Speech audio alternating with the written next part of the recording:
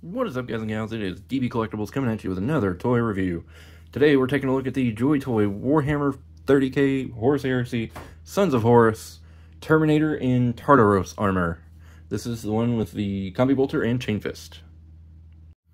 Let's start off the review with what he comes with. He comes with his combi bolter, which I am not 100% familiar with Horus Heresy. And one thing that kind of bothers me is that there's no bullets going into that gun on either side. I don't know if the model is like that, but this gun isn't loaded. He's not shooting this thing anytime soon. But detail-wise, it looks really nice.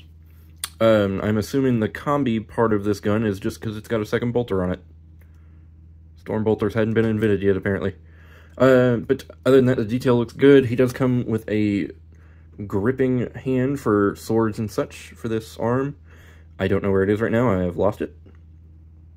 And he's got a power fist on the other hand, so he can't hold anything or have anything else with it. So that is all he comes with. Let's go ahead and talk about articulation. Articulation is kind of a sour point for me on this figure. Not because of what's on it, inherently, but because of what I've been through so far.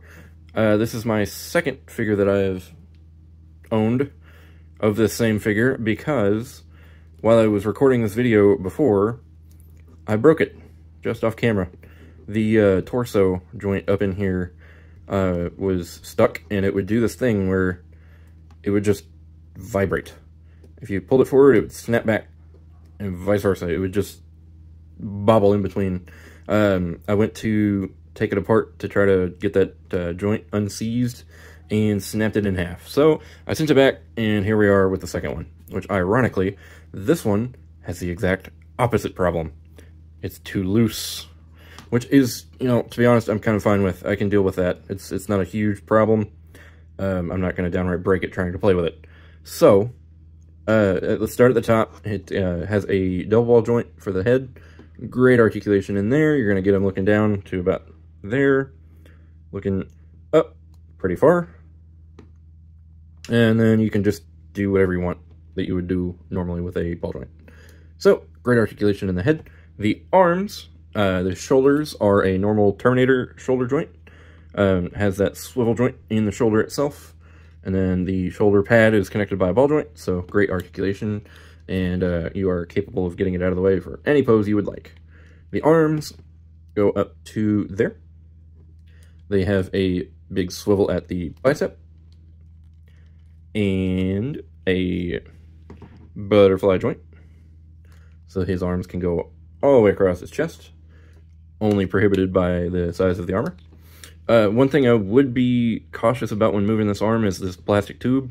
It is rubbery, so it will move, but move it around too much and you could cause either side to start to break. So be careful with that. Does have a double jointed elbow with a swivel at the forearm. No articulation in the fingers, and on the right hand, he has a ball-jointed wrist. Same articulation all the way up. Does this one have metal shoulders? No, it doesn't. Okay. Like I said, super loose in the top of the torso. Pretty decent down in the waist.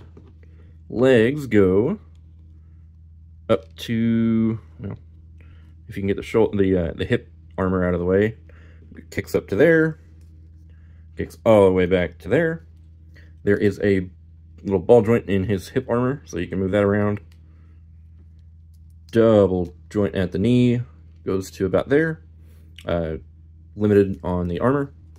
Big metal ball joint down in the ankle for great rocker and pretty good toe pivot. Yeah. Other than the bad experience that I had, figure should have pretty good articulation. I'm just miffed that I had to do this twice. On to details. Details on these guys are great. They're really doing good with their battle damage and wear. You got the Son of Horus logo up here on the shoulder. The studs holding the armor together over on the left arm. Studs on the chest and the neck. A little bit of studs on the helmet. All the weathering detail is really good. I don't know if you can tell that well, but there is some weathering going around the corners here and on this this point. Looks really good. Looks like he's definitely been at war. And this is a really old suit. You got some more of that detailing down here in the crotch armor. More of the silver studs look really nice. They're weathered up really nice. There's some gold here in the stomach area. One thing to look out for, and you can kind of see it there, there's some paint rub going on with the shoulder pad. So make sure you are keeping it away from the chest, because you will get that wear and tear going on. The more of the weathering here in the fingers and the blade on the chain fist looks really nice. And yeah, I mean, they just continue that that theme of the weathering down into the legs. Looks very nice. The gunmetal looks nice. Everything just looks really nice. It's a really good figure. Yeah, that's it for the detail on the back. Pretty much the same. It's all the greens.